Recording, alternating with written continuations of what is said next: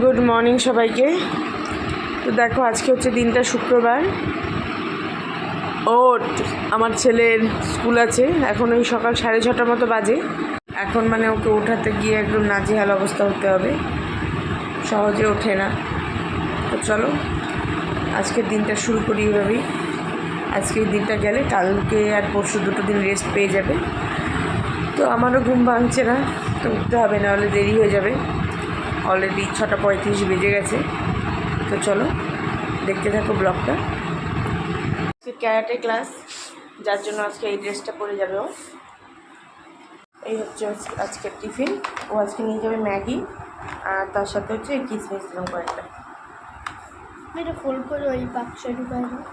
বাক্সটা এখন এমনি দিচ্ছি আমি তো ধরো রেগুলার হাঁটতে যাই, তো ওকে স্কুলে দিয়ে ওদিক দিয়ে আমি হেঁটে চলে আসি। খুব একটা দূর আমাদের বাড়ি থেকে, মানে আমার হেঁটে আসতে মোটামুটি ওই 10 থেকে 12 মিনিট লাগে। তো এখান থেকে অ্যাভেলেবেল গাড়ি পাওয়া যায়, কোনো সমস্যা হয় না। মানে ওদের স্কুলের টাইমটা হট করে এগিয়ে দিল বলতে, মানে আগে ছিল তোমার 8:15 থেকে, এখন যেহেতু প্রচণ্ড গরম পড়ে গেছে, তাই বাচ্চাদের কথা চিন্তা করে নিয়ে এখন 7:20 থেকে স্কুল শুরু হচ্ছে, আর শেষ ছুটি হবে 11:15-তে। আর এখন যে কারপুল সে 1 ঘন্টা আগে, মানে 5:20-তে 6:20-তে নিতে আসে। তো যেহেতু বাচ্চা মানুষ, এমনি তো উঠতে সমস্যা হয়, আর 6:20 1 ঘন্টা আগে কারপুলে দিয়ে দেওয়াটা খুব একটা অসুবিধা হচ্ছিলো। তাই আমি বললাম ঠিক আছে, এখন বাড়ির সামনে যেহেতু আমি নিয়ে আসা করি, পরবর্তীতে দেখা গেলে তখন কারপুল দেবো। তো সেই মতোই আজকে আমি দিতে যাচ্ছি। সোজা রাস্তাটা ধরে আসলে এই যে এখানেই মেন রোড আমাদের।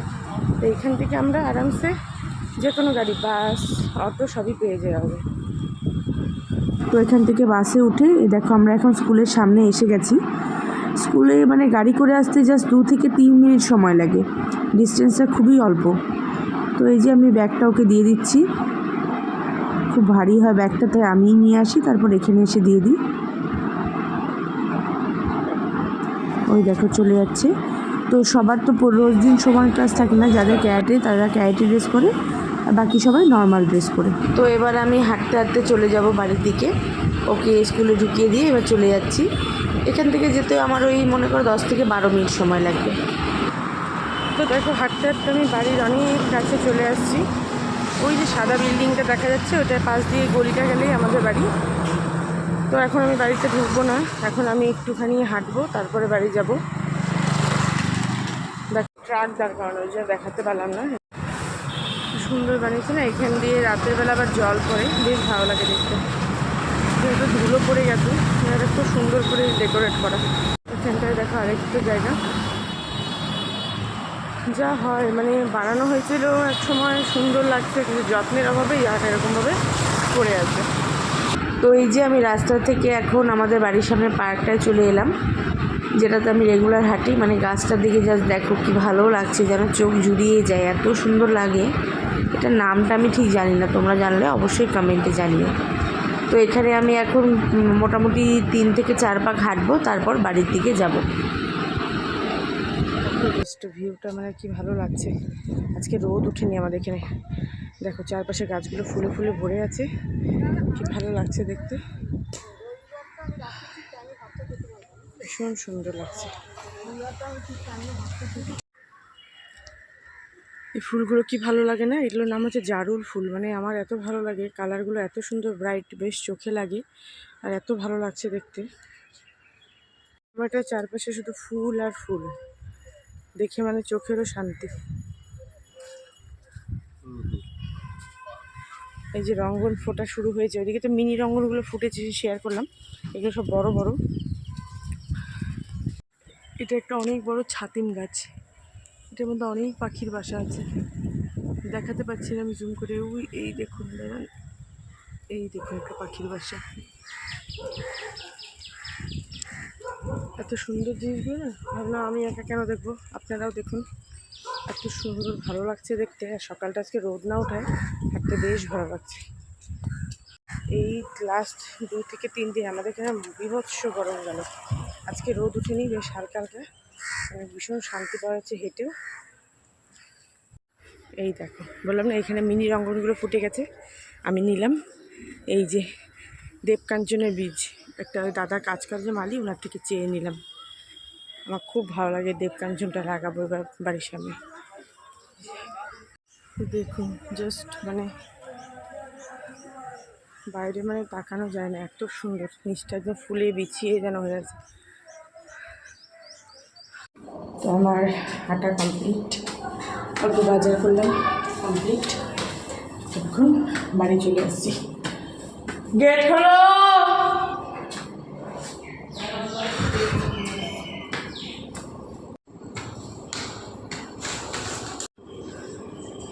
এসে গিয়ে ড্রেস চেঞ্জ করলাম, একটু জল খেলাম, এবার আসলাম চা করতে।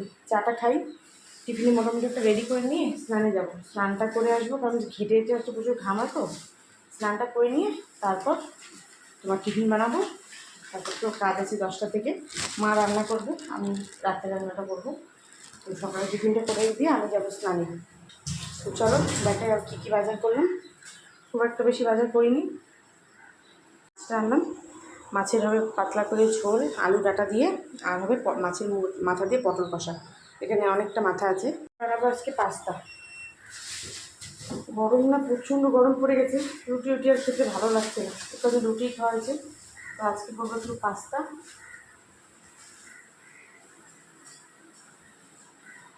চা রেডি, বাবা মাকে দিয়ে হয়ে যাচ্ছে চা।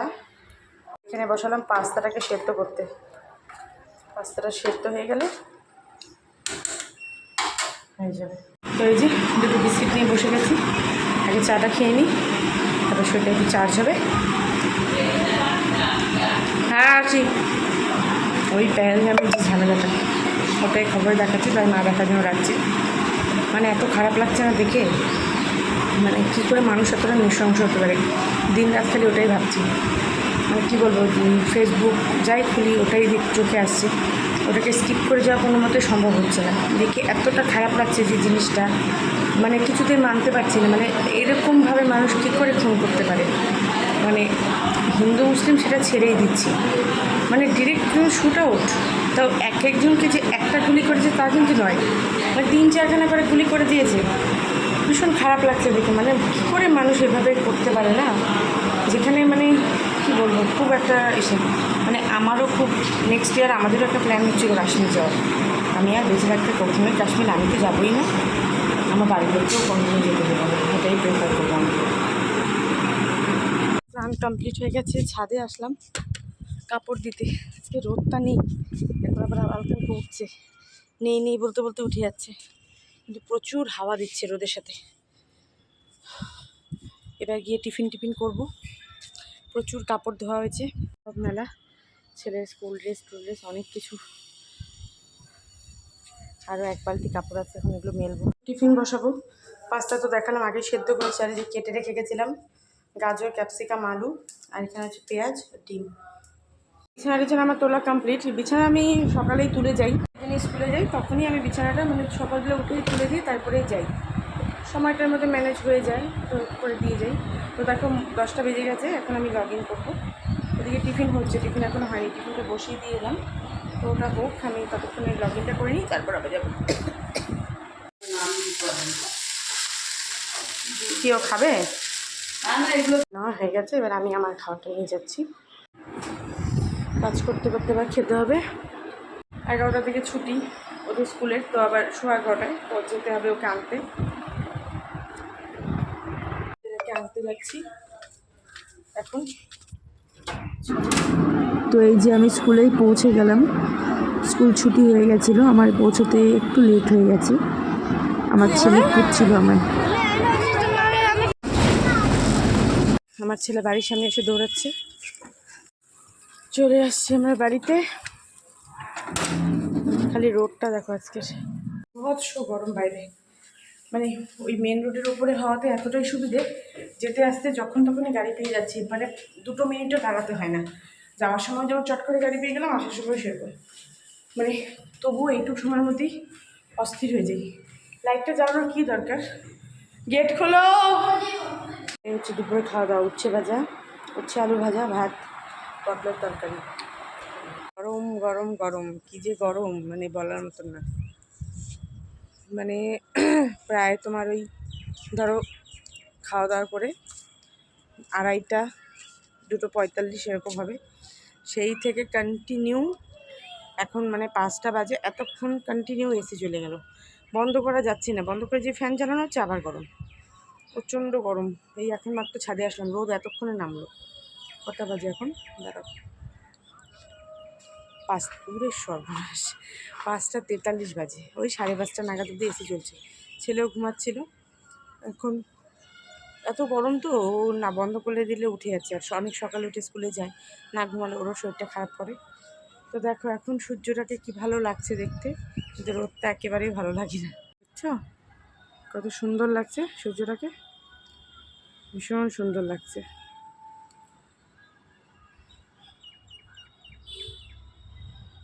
সেটা ক্যারেটের ড্রেস ফ্রেস সব ধুয়েছিলাম, পরে দুপুরবেলা আবার ভাঙেনি, আরও ঘুম পাচ্ছে ঘুম থেকে উঠে। তো এখন বাজে সন্ধ্যে 7টা। তো আমরা বেরোচ্ছি, আমাদের বাড়ির সামনে একটা মোড় মার্কেট আছে, সেখানে যাচ্ছি। আসলে আমার ছেলের কিছুদিন পরেই বার্থডে, তো সেটার জন্যই কিছু জিনিসপত্র লাগবে, সেটাই কেনাকাটা করতে গিয়েছিলাম। নেক্সট উইকে সম্ভবত আমার ছুটিটা থাকবে না, আমার একটু অফিসে হয়তো যেতে হবে, তো সেই জন্য এই সপ্তাহে মানে কেনাকাটাটা কমপ্লিট করে নিচ্ছি। তো আমাদের মোটামুটি কেনাকাটা কমপ্লিট, বাড়ি যাব এবার। তো বাড়ি আসার সময় বিরিয়ানি আনা হয়েছিল, এটাই হলো ডিনার। তো এই ছিল আজকের একটা ছোট্ট ভিডিও, ভালো লাগলে অবশ্যই লাইক করো, কমেন্ট করো, আমার চ্যানেলটাকে সাবস্ক্রাইব করতে পারো। দেখা হবে আবারও নতুন ভিডিওতে।